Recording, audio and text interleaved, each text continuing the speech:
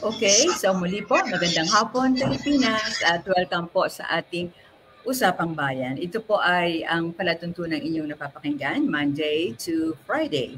So ngayon pong araw na ito ay feature po tayo ng isang pastor na siya po before ay naging OFW pero ngayon po ay very successful na siya. So alamin ho natin kung paano po na overturn po ni Pastor Stewart yung kanyang paghihirap nung siya po ay OFW. Alright, so siya po ngayon ay napaka-galing na businessman at sana po ay matularan natin. Ano po, huwag tayong mawala ng hope. Okay?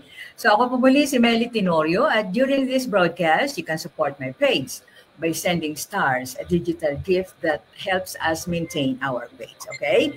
So welcome po sa ating Usapang Bayan. Ngayon po ay ika-28 ng Nobyembre. Ayan. Okay, so mga kaibigan, ang ating panauhin si Pastor Stewart Fantilaga. Magandang hapon po, sir. Hi, good afternoon. Ma'am Melis, thank you so much for inviting here sa program ng sa Usapang Bayan. Thank you so much sa sa kay Ma'am Lalaine sa pag-assist at saka kay Ma'am Evelyn. Okay. All right. So sir, ilang taon na ho ba kayo? I mean, ilang taon po kayo naging OFW? Nag-OFW ako 6 years. 6 years po dun sa abroad sa Saudi Arabia. Ano po? Ilang taon po? 6 years po abroad po. 6 years. 6 years. Okay. I've read somewhere na sabi mahirap daw po talaga maging OFW at kayo po ay nakaranas nito at nagbenta kayo ng blood para lang makapagpadala sa family. Ano po ibig sabihin nun? Yes po. Napakahirap po ang buhay ng OFW. Lalo na yung first abroad ko. Kasi yung basic doon is $200 only. No? So, that's, since na medyo mahirap din talaga earnings dito, 2006. That was 2006. Sobrang hirap po ng buhay dito sa Pilipinas during the time. So, pinatos ko po yung offer po doon kahit $200. So, in add-on, kasi may mga kaibigan kami na mga nurses sa mga kanya-kanya hospital. So, sabi sa amin, may nagkailangan ng dugo, blood. So, since dito lang sa Pilipinas dati, nagbibigay naman kami dugo. So, doon, ang pag-donate doon, may kapalit, may pera. Hindi siya benta actually, kumbaga parang hadiah or gift. Pero medyo malaki din siya, malaking tulong. So that was mga 4,000, 5,000 ganun additional. So yun po, nagbenta. Okay, so nung kayo po ay nagbebenta or hindi natin pwedeng sabihin na free kasi may bayad. Ilang beses po ninyong ginawa yon? Siguro mga in 1 year, 3 times. Ilan po? 3 times. In 1 week? 3 times? 1 year po. 1 year po. 1 year, 3 times. Okay. Hindi ba, okay, kasi sinasabi po na mas healthy daw po yung nagbibigay ng blood. Okay, so every time po na makunang kayo ng blood, meron pong kapalit na mas magandang uri ng dugo. So kung 3 times po ninyo ito ginagawa, in a year, how many years po ninyo ginawa yon? Siguro mga 2 years yun, ma'am. Mga 2 years po yun. Ayun, okay. Pero itong binibigyan po ninyo mga Pinoy po yun, na mga may sakit? Halo siya Bahala na sa hospital po doon bari blood bank siya. Punta ka lang doon sa blood bank, test ka, kung healthy lang at pasok ka. So, i-extract ka ng dugo nila. Okay. Pero ano yun, hindi ba kayo nahihirapan after mag-donate po kayo ng blood? Nanghihina ang inyong katawan, hindi ba na-istorbo yung pagtatrabaho? Hindi naman, mag-rest na ng konti. Sanay naman din ako sa Pilipinas kasi nagdo-donate pa na ako before ako nag-abroad. Opo. Ayun. Okay. So, sige sir. So, doon sabi niyo mahirap ang buhay noon. Nung OFW kayo. Bakit ninyo naisipan? So, kayo ay 6 years na naging OFW. Yes, opo. So, paano po kayo nakapag-decide na bumalik sa Pilipinas at naging negosyante? Kasi during the time sa pagbalik ko dito, that is 2015, 14. Kasi to Opo. 2015 ako nag-startup sa ACPM. So, Opo. nag-process ako ng documents ko kasi para magkasama kami ng wife ko doon. Kasi during the time kasi na nasa Saudi pa ako, nasa Jeddah ako, tapos yung misis ko po, nasa Riyadh. So, Okay. nag-process ako, uwi ako sa Pilipinas, nag-process po ako ng document ko para doon, para sa sa Riyadh. So, hindi natuloy, no? Lahat naman nagawa ko ng paraan pero talagang hindi siguro nag-workout. At Okay. saka alam din ng Opo. Lord kasi in my heart na gusto ko talaga mag-business. So, kumbaga, Mm. inalaw lang din, ni-close ng Lord yung opportunity na yon para ipa-introduce niya tama na yung pagiging OFW kasi hindi ako successful doon as OFW. Kumbaga, Okay. parang ito lang, limited lang, ito lang yung income, parang as employee lang talaga. Opo, oo.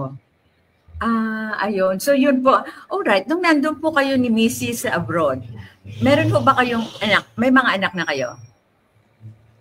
Wala pa po. Actually, Oo, pa lang yun. yun Oo, mag-girlfriend, pa lang kami nun. Mag-girlfriend, boyfriend. I see. Okay. So, kaya okay lang po na pumunta kayo doon kasi hindi pa kayo nagre-raise ng family. Okay. So, nung hindi matuloy po yung inyong pagpo-process ng paper, pinauwi na ninyo si Mrs. Hindi po, dun sa Saudi pa rin. So nung hindi yun nagawa yung papers, bumalik uli kayo doon? Bali, dito ako sa Pilipinas, hindi ako makabalik sa Saudi kasi okay. hindi ma-transfer yung documents kasi during the time ang DFA naghigpit po siya regarding doon sa mga direct hiring. So kailangan magdaan sa agency. Tapos yung sa may government kasi yung mag-aasa akin ng employer ko. Wala sila, first time nila mag-hire ng Pilipino sa contract and legal department. Wow. Oo. Okay. So medyo mahirap siya. So nahirapan sila hanggat hindi na sila nag-contact. Tapos parang napagod na rin ako kakantay sa nakaka-follow up. Nag-start up pa kami ng junk shop in 2000. Junk shop? Okay. Yes, so junk shop sa Pilipinas? Yes po, ma'am. Okay. So, alam niyo ako dati kasi nung bago kami mag-asawa din ng husband ko, parang nasubukan din namin yan Bumibili kami ng mga junk papers sa mga library na nagsasara. So, malaki, maganda at malaki naman ang kinikita. Pero siyempre yun parang siguro mga 3 times lang namin ginawa. Dahil may mga trabaho naman kami sa government agencies. Pero maganda yun. Pero paano kayo nag-branch out at nagkaroon po kayo nitong isang uri ng business na nag-i-install ng mga panels or ng mga roof? Actually, yung junk shop namin, hindi talaga masyado siya nag-materialize Siguro mga 6 months lang siya. Mga 6 months lang siya namin nasimulan. Tapos, yun nga, yung ng misis ko, sabi niya, mag-focus tayo sa scrap metals. So, nag-start up kami ng mga murang yero. Kami po yung nagpauso ng mga murang yero, bakal. So, with the help of, wala pang, introducing pa lang yung social media Ang una naging channels ko doon para i-market siya, yung OLX, no? Ewan ko na ngayon, nabili na siya ngayon ng Tapos wala pa yung mga marketplace. So kami po yung pauso ng murang yero bakal. Pinopost ko po yung mga scrap na nun. Tapos doon nagko-contact po sa amin. Okay, tika muna. Ibig niya sabihin, Pastor, yung mga murang yero, yun ay mga junk. Yes po. Alright. Pero ito so mabilis ang return. Ibig sabihin mabilis ang benta ninyo kasi mura siya. Pero tumatagal ba 'yon? I mean, halimbawa yung nagsisimula pa lamang ang nagpapagawa ng bahay. Aabot ba ng mga 3 years? Bago masira. Usually kasi yung nag-start up kami doon, nag-start up kami sa murang yero.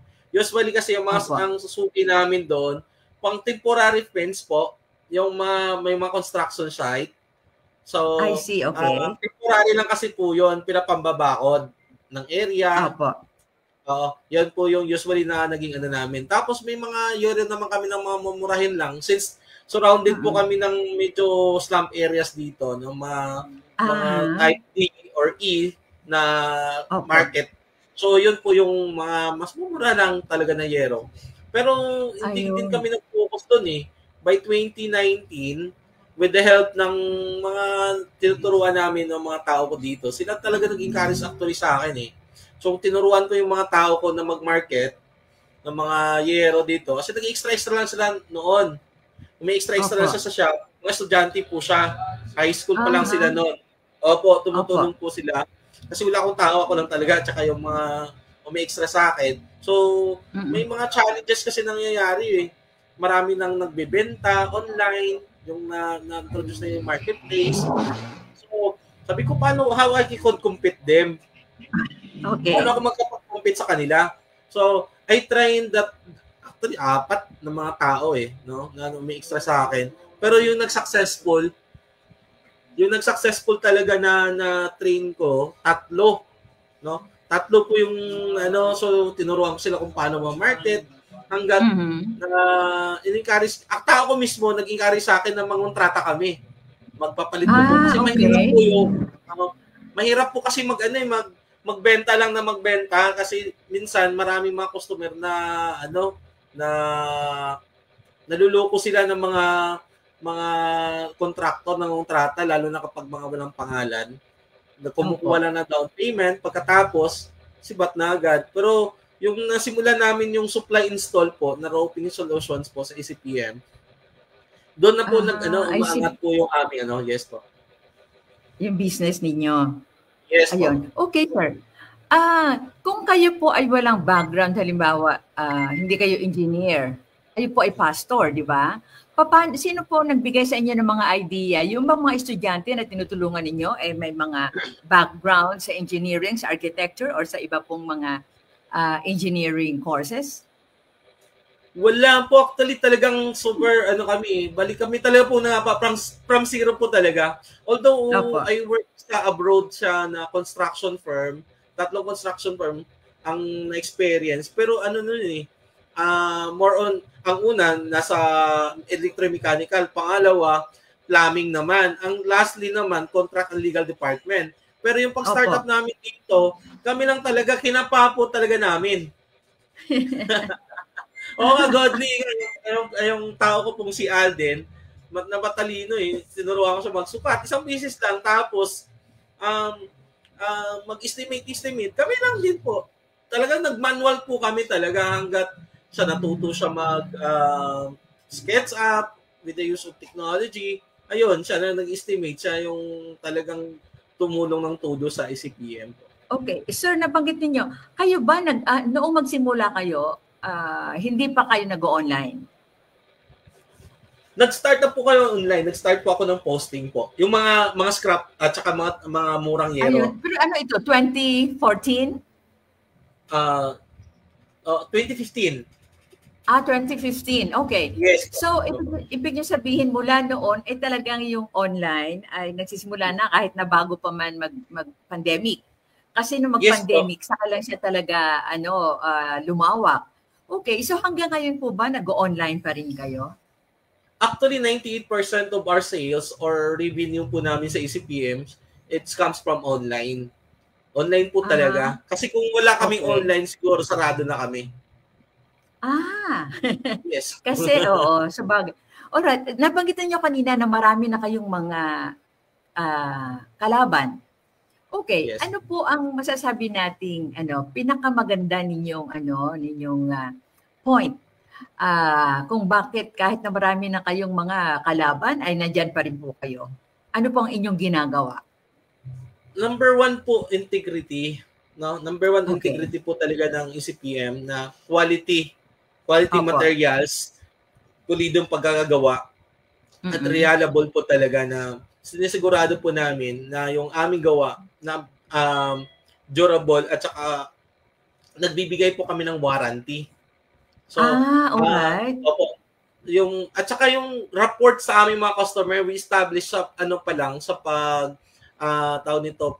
closing pa lang ng sales, nag-establish na kami ng report. Tapos, ang nakakaano pa nito, ma'am, kasi ako mismo minsan nagde-deliver po talaga. So, we establish report to our customers. Nagugulat nga po sila, yes, opo. Tapos, may isa kami kwento ako. May isa kong client dyan sa customer namin sa Project 6, Ali 1. So, siya po yung marami na siyang naibigay, mga more than 20s. No, kahit wala siya dyan, nagbibigay siya ng mga referrals. Kasi alam niya na talagang tested niya po yung aming services po. Ayun. Okay, sir. Gusto ko lang malaman, sino po yung unang nag-venture na kumuha ng inyong services dito po sa mga bago na ninyong mga roof? Meron bang nag-refer sa inyo or walk-in lang ba siya or nakita niya lang kayo sa online at nung matikman niya ang inyong services ay dumami na po ang inyong mga client? Ang unang actually unang namin na venture nung nag-start up kami, diyan yung Project 7 Covered Court.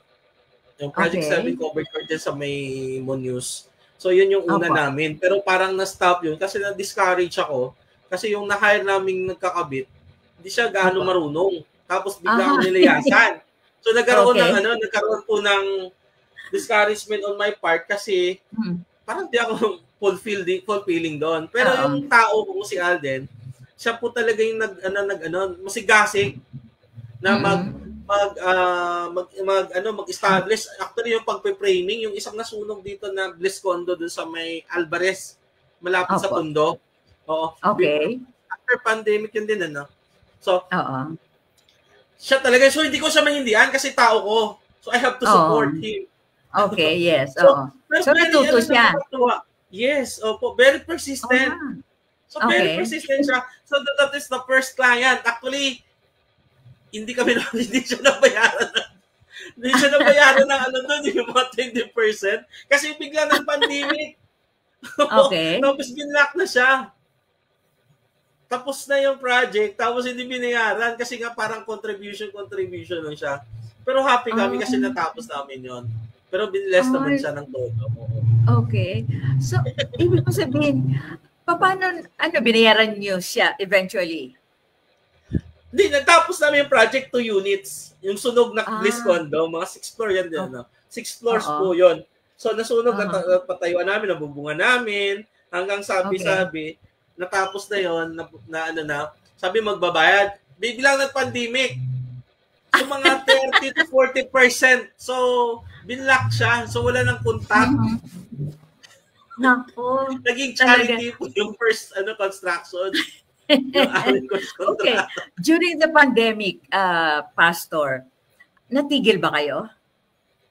Ay, nag-stop kami siguro po, di ba, pinatigil ng government for 6 months.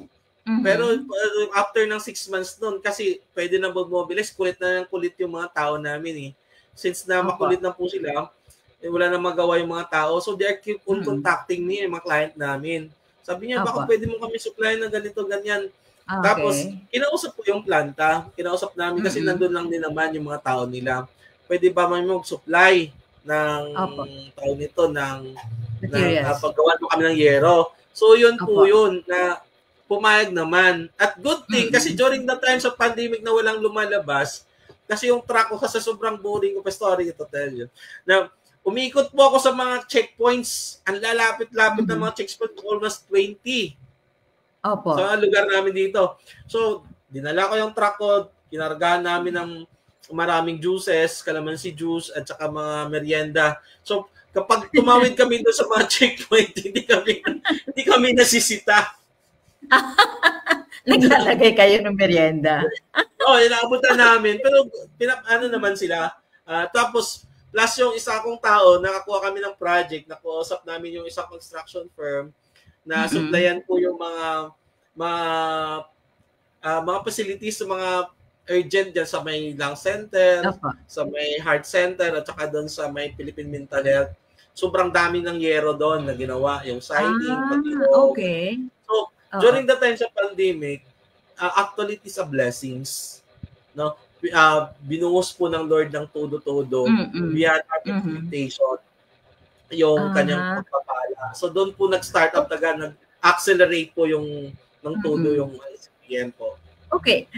Pastor, kailan bumalik si Mrs. nung maganda na ang business mo? Hindi, nasa Saudi pa rin siya yun eh. Sa Saudi pa rin hanggang siya. Ngayon? Hanggang ngayon? Nakaka-visit niya lang po. Last so bumalik na siya ngayon? Opo. Ayun. Okay, so mas maganda kasi kung kayong family ang magtutulungan, di ba? Natutuwa naman ako doon sa mga tauhan nyo. Yung isa ang naka-breakthrough, no? Nakakuha siya ng client. Pero ano ito? Lahat ba ng staff mo, lahat ng mga nag-work sa iyo kapag may nakuhang isang project, ano yun? Meron ba siyang extra income from the Yes, project? yun din po ang usapan namin. Mababa lang yung basic, no? They are started 350, 400 kasi nga sabi ko sa kanila, hindi talaga pang ano yon yung basic mo na mababa, pang merienda lang yan. Ang pinakalaga ka ano, pinaka bread and butter mo talaga diyan yung commission. So, sa contribution to sa company, ang company man nagbibigay sa kanila ng halimbawa for example, may nagpakabit po no. Ang costing ng materials, may tinubo kami ng 100k for example, 100k sa materials. So 20% goes sa kanila bukod doon sa sahod nila. Tapos kapag nagpakabit naman, no, kung kami sa supply sa labor po, another 20% of their commissions. So ibig niyo sabihin, Pastor, hanggang ngayon, ganyan po ang inyong patakaran? Yes, yun po yung setup namin. Actually, may mga estudyante, ang isa graduate na, ang isa graduating na. So, they can support no, sa kanilang studies sa ganun po. I will encourage them. Paano yun? Ito bang mga tumutulong dyan or itong mga estudyante na gustong kumita, ano yun? May proposal ba kayo na binibigay sa mga tao para halimbawa may pupuntahan siyang would-be client ay papakita? Meron po. For example, ito mangyayari sa amin, ang process namin mag-market siya. So, they will ask for ocular inspection. For example, kayo po interesado kayo mag-avail sa service namin, magtawagan namin, tapos kukunin namin yung address kung okay sa kanang convenient time na i-ocular namin yun, kung kailan pwede akyatin, at i-estimate namin. So after we estimated, we make a proposal, quotation, submitted to them. Kapag pasok po sa kanilang budget, ang ano nila, minsan naghihingis lang design, suggestions, nagbibigay po kami ng mga layouts, design din po, in line on their budgets. So kung pasok, okay na, mag-down po sila 50% sa materials, tapos di-deliver namin materials. So upon delivery, nagsisingil kami ng materials full payment. Saka na kami maningil lang po ng bayad sa labor after na po matapos yung project. Para at least confident si client o si customer na tapusin po namin hanggang pinakadulo-dulo. Ayun. Okay. So, Pastor Stuart. Steward na lang po. Kapag nag-deliver po, Stuart, pag nag-deliver po kayo, ano po yun? Kayo mismo or materials lang ang dinideliver ninyo? Hindi ba sila nag-ask sa inyong mga workers na sila ang magkabit? Or ibang bayad din yun? Depende sa usapan po. Kapag usually we offer talaga lagi yung kami na nagkakabit. Kapag kami magkabit po, we offer warranties, materials at saka sa labor. So para at least confident si client sa regarding sa service na render. Okay. Pero sir, ito bang inyong ginagawa sa kasalukuyan? Itong inyong pagsusupply ng mga roofing materials, ano yun? May umu-order ba ng bago at may umu-order ng mga junk? Actually, puro bago na po ngayon. Okay. Since nag-start up po kami ng business po na roofing solution, puro bago na po siya. I see. Okay. Alright. Bakit po ninyo pinangalanan ng ano ba yung pangalan ng iyong ngayon, ng iyong company? PM Roofing Solutions po. Opo. Bakit po ganon? Ano yun? Mga names ninyo? Opo, name po ng anak ko po at saka asawa po. I see. Okay. Pero nakakatuwa yung inyong business kasi hindi naman kayo engineer, hindi naman kayo architect, di ba? Hindi rin civil. Meron ba kayong mga tauhan na ganito po ang posisyon? Yes, we have we have a roofing expert. Ang tawag po sa amin po, tawag po sa kanila po, roofing masters. Kumbaga pagdating sa bubong, daig po namin yung engineers, daig po namin yung mga architects pag usapang bubong. That's why we call ourselves roofing masters. Roofing masters. Okay. Ang galing naman. Pero wala bang chance halimbawa na merong isang mayaman na gusto lang magtayo ng bahay kubo doon sa kanilang playground. At gusto nila ng roofing pero hindi Okay, gusto nila ng roofing na mga sheet na yun, yung ginagawa ninyo ngayon. Pero gusto nila lagyan din ng ng parang nipa, PAM, yung taas ng roof. Pwede ba yon? Pwede naman po. Naka-encounter na ba kayo ng ganon? Sa ngayon wala pa naman. Marami na rin kami nakabitan doon sa sa Dasmariñas Village, no? Almost 20. Dasmariñas Village, okay. Marami. Kasi natap po namin yung isang CEO ng isang gulong dyan. Kaya network na rin po dyan. Marami po kami nakabitan. Usually pag mga ganyan po, mga stone coated ang kinukuha nila. Yung hindi siya maingay. Yung parang bato. Opo. Okay. So ano po? Alright. Saan po kayo kumukuha ng mga raw materials? Meron ba kayong supplier na doon lamang kayo kumukuha? Yes, we have iba-iba pong supplier depende kung ano yung kailangan ng aming client. So iba-iba rin po yung ano po. Pero we take it sure talaga na quality at saka durable po yung kasi tinetest po namin yun. Okay. Actually, pasado lahat po yan ng mga lab test sa color, tensile, at saka sa durability. So, we make it sure kasi ang kasi din nakataya po doon yung ECPM, hindi ba naman po yung hindi po yung supplier So, we make it sure talaga na quality materials po yung kinakabit namin sa kanila. Oh, okay. So, ano ho nagiging problem ng mga roofing masters? Ang problema po usually, lalo na kapag bagyo po, tag-ulan. So, ang daming challenge po doon. In fact, kapag ganyan mga maulan po talaga, makikita talaga nila yung need ng mga tao. Sometimes doon po sila So, ang challenge doon, number one, mahirap po magkabit kapag magbagyo at saka maulan, madulas po siya. So, kinakailangan po maging safety first po talaga kami. Okay. So, pero na-answer po ninyo yung challenge na yon? Yes po, ma'am. Opo. Kinakailangan namin make it sure first talaga yung safety ng mga tao namin. Okay, sir. Kayo ba sa kasalukuyan ay you don't need help na from other institution? Halimbawa, talagang na-perfect ba ninyo yung pagsusupply sa inyong mga client? Hindi na ninyo kinakailangan halimbawa ng isang parang third party para lalong maparami ang inyong client or maparami ang inyong i-install nitong mga roofing materials na ito? Right now, so far okay naman, but we continue to study pa rin, no? With the help na katulad niyan. Thank you so much sa kay Ma'am Lalay, no? La Visual, sobrang dami po nung natulong sa amin, no? Lalo sa ECPM, no? After this giving body, sobrang very generous pagbibigay ng mga networks na to i-promote, no, maipakilala talaga. Actually, kilala naman na talaga ang ECPM Roofing Solutions. But iba pa rin talaga yung kapag napag-usapan na sa social media, pag-usapan sa TV, yung pagmamarket at at the same time yung remarkable yung tawag nito, yung ECPM trading. Ayun. Okay. So,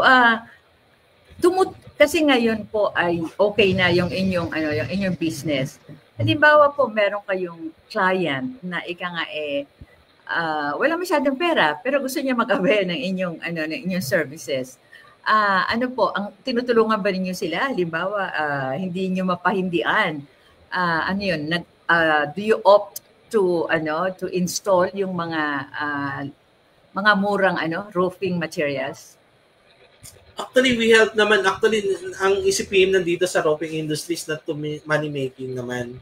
Hindi naman yung purpose namin to money making. Nandito po kami ang ECPM na kumbaga parang ministry na po namin to, ma'am. Ito na po yung pinakatulong ambag namin sa susyudad. So hindi lang naman yun kung ano yung need niya, kung yun hanggang doon lang talaga na kaya naman namin siyang isuportahan talaga at durable at quality materials na may deliver, sinasagad po namin para lang matulungan. Kasi una-una, hindi naman kami kumita po doon sa isang taong yun. Sigurado may kilala po yun, may kaibigan. Ayun, tama. Yun po yun yung pinaka, parang, kumbaga parang seed No, na parang tinapon namin. Oo, pag nagtanim ka, may aanihin ka eh, di ba? That's right, that's right. Yes, okay. Okay. Sir, gusto ko lang itanong sa inyo, no? Pero bago niyo sagutin, magbabasa muna tayo, no? Ang tanong ko po ay ganito, meron ba kayong mga collaboration or meron na ba kayong mga na-install na roofs sa mga government agencies? Okay? Ano po ang problema at ano po ang magandang na idudulot nito? Okay, bago nyo yan sagutin, gusto ko lang pong batiin ang ating mga kaibigan. Si Stuart Dolo, okay. Kayo pala yun. Si Becky Amber Nidia. Go.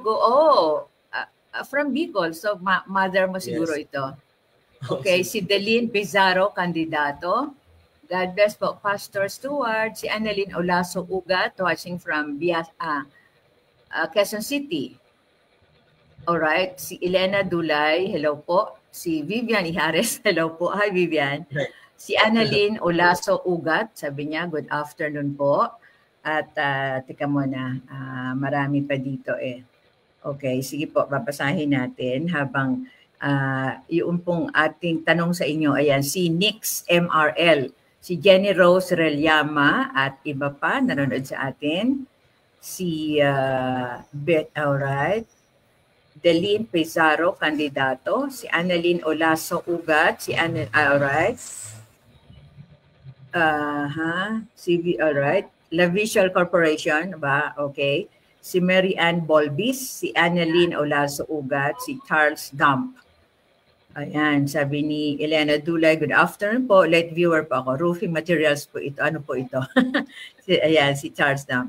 Okay, so siguro doon sa mga huling nakabukas, Stuart, pwede mo bang ipaliwanag ano daw po ba ito? Papaliwanag yung roofing solution pa.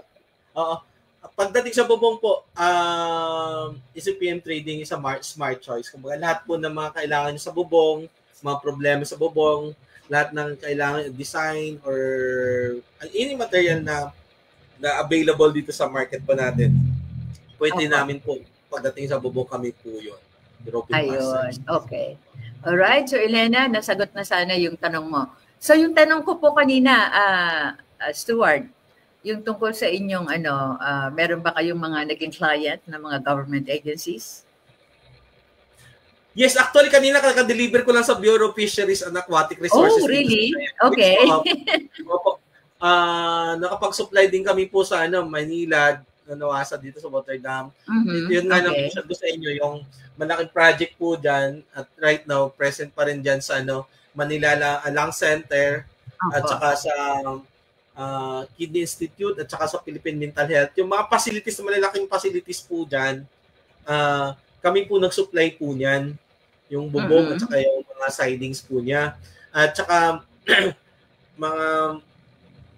yung Bicol Medical Center, sa amin galing din yung bubong na yon.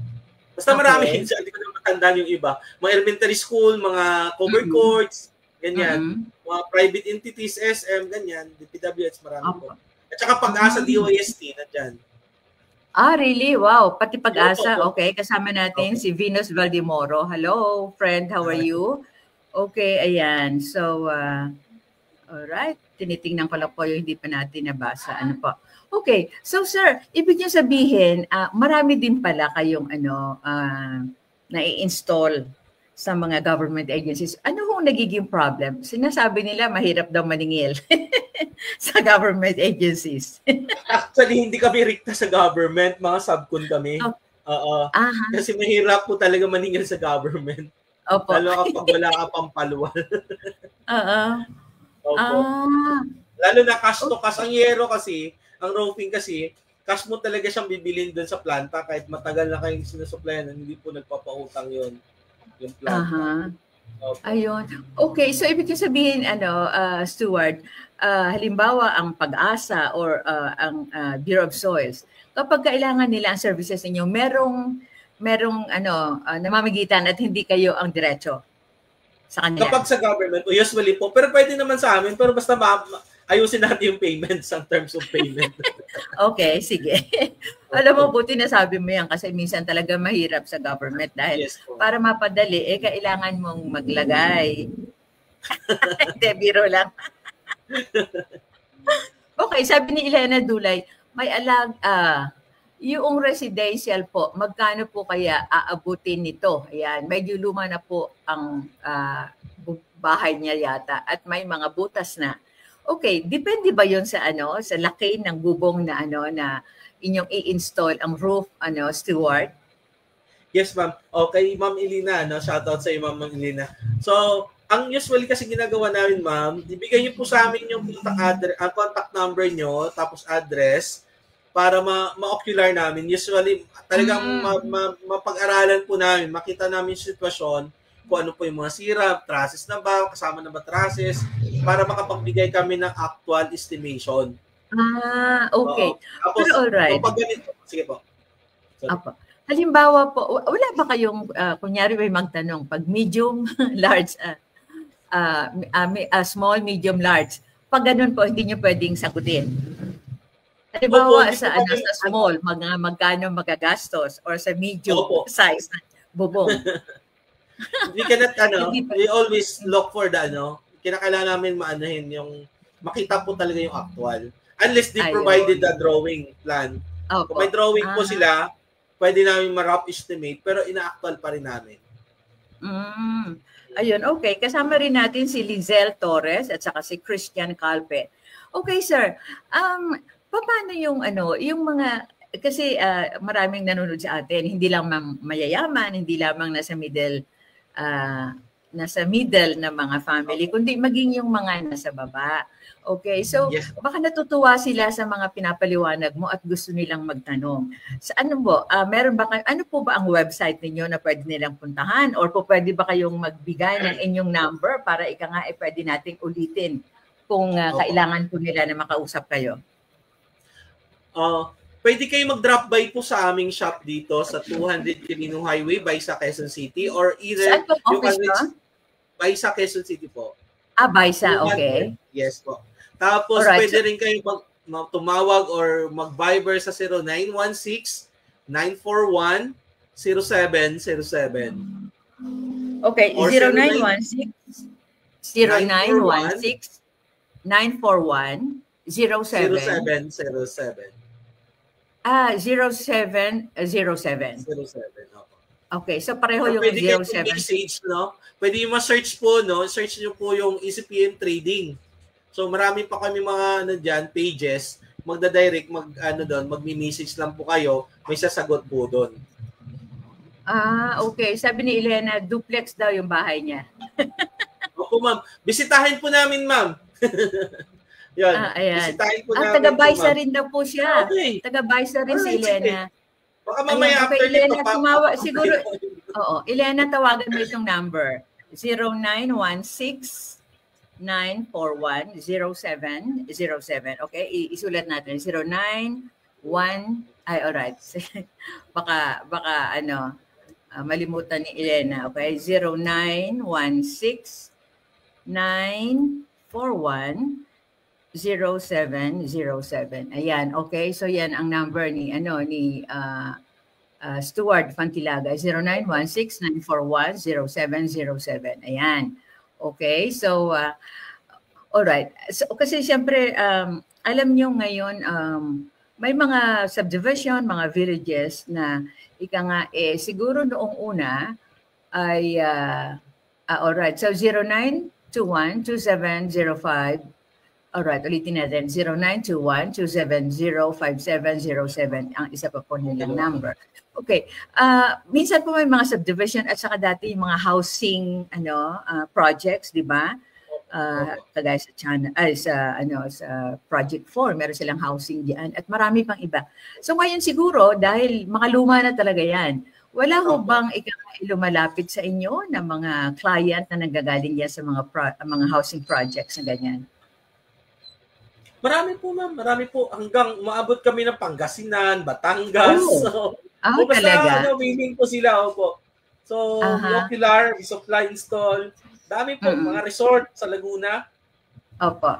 Ayun. Alam niyo sir, merong nag-text sa akin. Sabi niya, tumatanggap ba sila sina Pastor Seward Pantilaga no? Parang halimbawa siya ay namamasyal lamang pero may nakita siyang bubong na medyo sira na at nilupitan niya at parang nagkausap sila. Meron anong benefits ang makukuha niya if ever na niya yon, na click niya yung yung project na yon or yung bubong na yon na gustong magpalagay. Okay, referral. We can give referral also. Aha. Yes, Referral. po. So, okay. Nagtatanong, magkano daw po ang referral? Depende. Okay. Sige. So, siguro pwede sila makipag-usap sa iyo, no? Basta tumawag lamang sa 0916-941-0707. Elena, sabi ni Elena, saan po sa BISA ang office ninyo? Pero kung hindi niya mapuntahan, pwede ka tumawag, Elena, sa 0921 270-5707. Ayan. Pero saan ho ba ang office niyo sa BISA? 200, Quirino Highway lang po kami. 200 Quirino Highway, BISA, Quezon City. 200 Quirino Highway, BISA. Quezon City. Oo, okay. Makita mo yung signage po namin si PM Trading po. Alright, sige.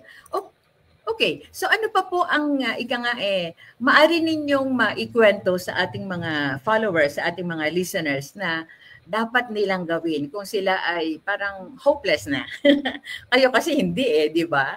Yan ba ay nasa tao na marunong gumawa ng paraan or pwede nang matulungan ninyo? Bilang pastor, marami ba kayong na-inspire ng mga kasamahan ninyo sa faith na nagsusumikap sa kasalukuyan?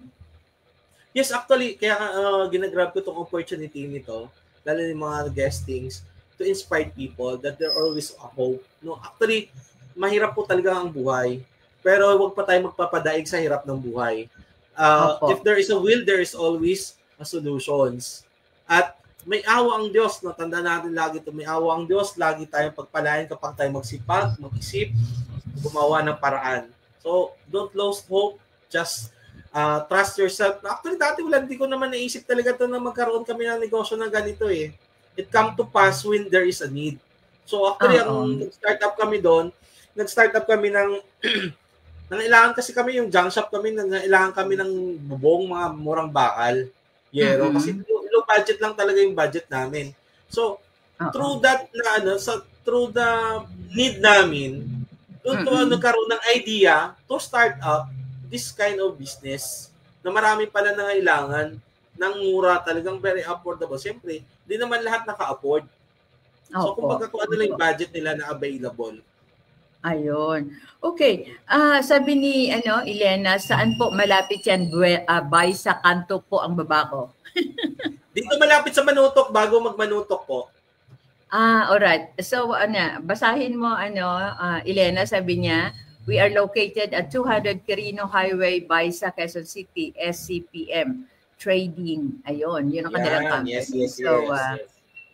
Ayan. Alright? Call or Viber. Ayan. So yan, makikita mo dyan, Elena, para hindi ka na mahirapan dahil si Elena po ay masakit ang tuhod. So hindi siya pwede maglakad ng malayo.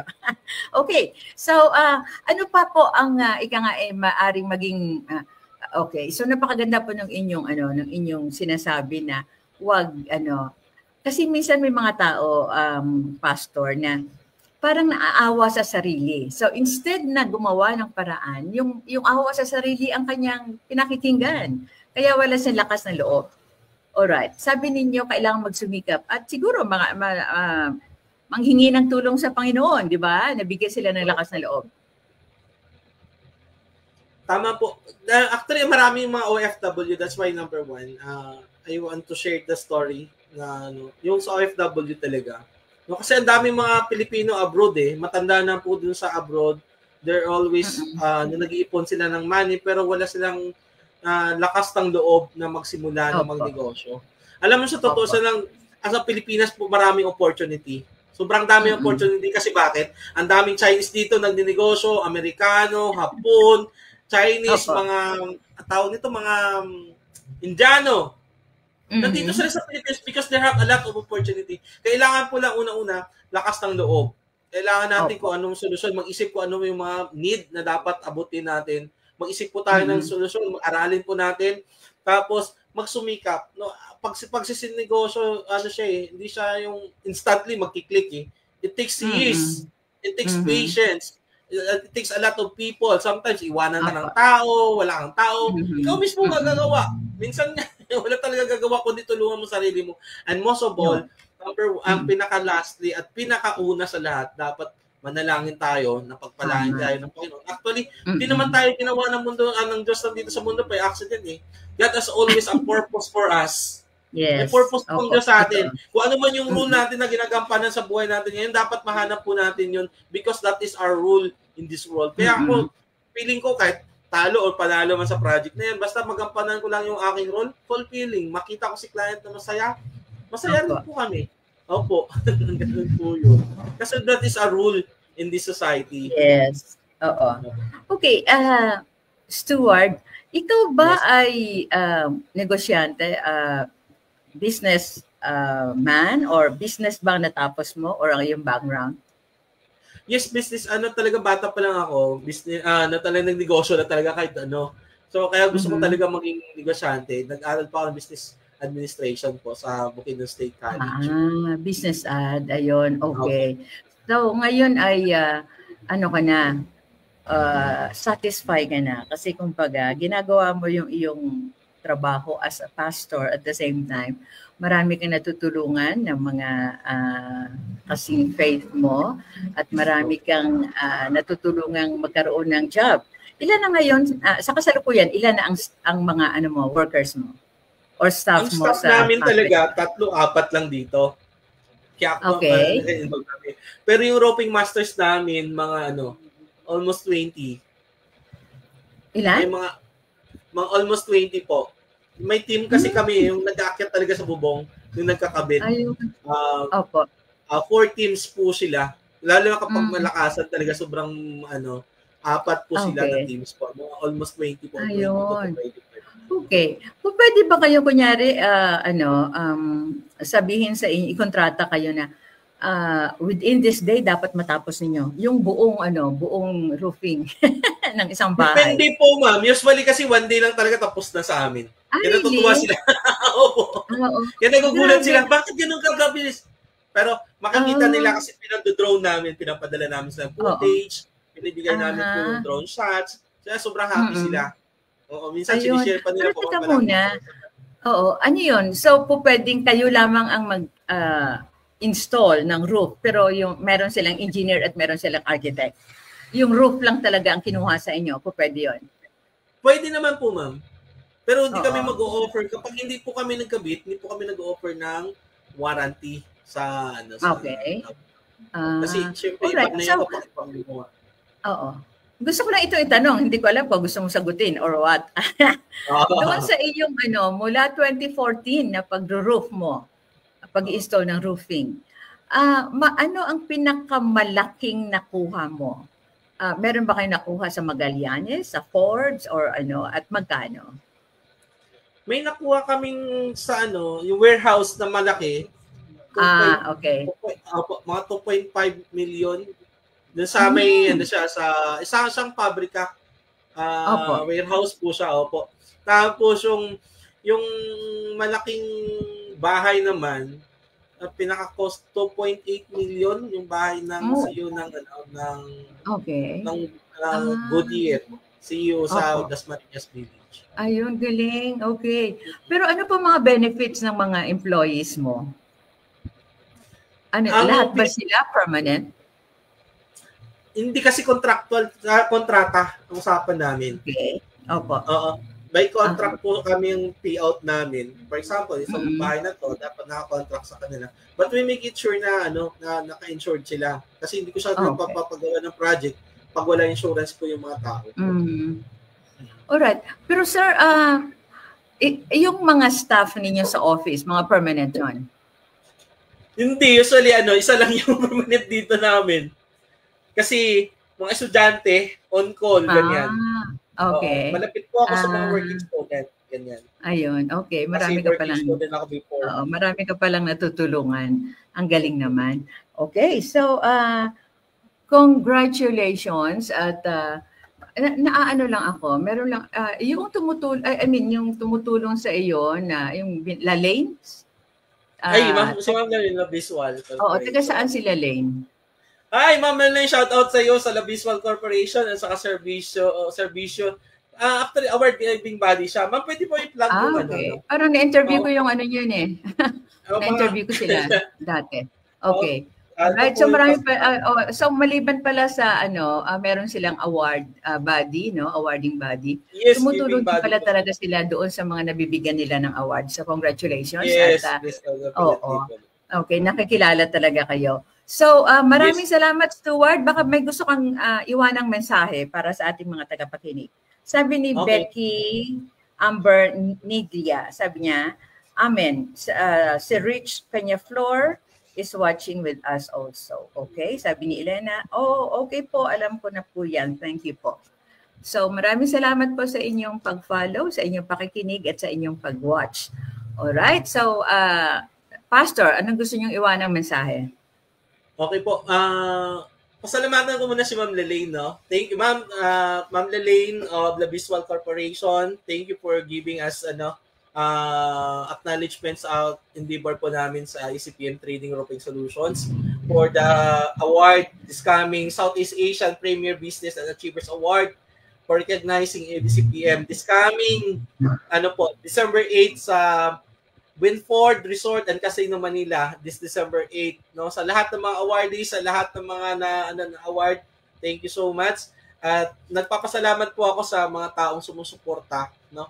Lalo na yung mga tao ko, lalo si Alden, si Joshua, si Lorenzo, yung mga roping masters namin na nakasalukuyan sa bubong, nakamonitor sa amin. Maraming salamat, no? Kasi without sa inyo, hindi na ganito yung ECPM. Collective efforts ito, lahat-lahat ng mga endeavors ninyo is credited for this recognition. And thank you sa mga tumulong, sa mga taong sumusuporta. Alam mo, mahirap po mag-startup ng negosyo. Sa lahat ng mga kaibigan ko na nagsusuporta, maging sa aking asawa, maging sa aking biyanan doon, at saka mga kakilala, mga churchmates, salamat sa inyo. And thank you so much, no, lalong-lalo sa Panginoon. Sobrang blessed, no, from wala talaga po akong idea, pero God has given me, enabled me sa mga ganitong bagay to share my story, no, to inspire other people, lalo sa mga OFW, no. Sana makita ko kayo nag-asenso kasi hindi naman lahat kasi yung yung pag-employee is ika-success natin ng todo yan sa buhay eh. So pag negosyo talaga, iba po yun talaga. So huwag kayong matakot magnegosyo, mga kapatid, mga kaibigan. Lakas lang ng loob yan. Yes, opo. If there is a need, may opportunity po yun. Yes, if there's a way, there's a will. Okay, yes. So ayan, maraming salamat, Stuart, at maraming salamat kay Vivian na nag-refer sa iyo sa akin. Yes, sure, Vivian. Oo, sana mas lalo pang maging successful ang inyong business. Alright, mga kaibigan, yan po ang ating panahon, si Stuart Fantilaga, isang OFW before, isang pastor, at ngayon po ay isang magaling at successful na businessman. Alright? So mga kaibigan, ako pong muli si Melly Tenorio at hanggang bukas sa isang edisyon po ng ating Usapang Bayan. Bye!